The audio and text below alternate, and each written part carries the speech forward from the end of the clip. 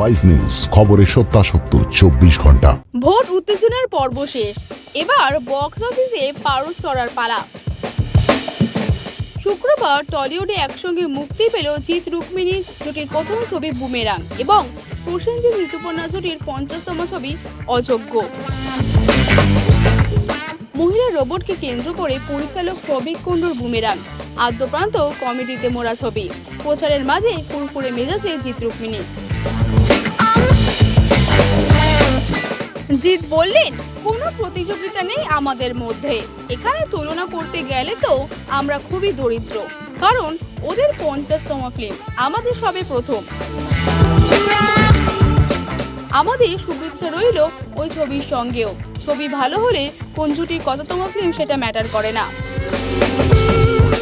রুক্মিণী বললেন, আমার তো মনে হয় বুমবালা ঋতুদির জুটির সঙ্গে তুলনা টানাই উচিত নয়। অল দ্য বেস্ট টু অযোগ্য। পুজোর সময় এতগুলো ছবির ফাইট হয়, সেখানে অযোগ্য আর বুমেরাং দুটো ছবির মধ্যে আমরা মনে হয় দর্শকের জায়গা করতে পারবো। দুটো ছবি ভালো চলুক, তবে বুমেরাং একটু বেশি ভালো চলুক।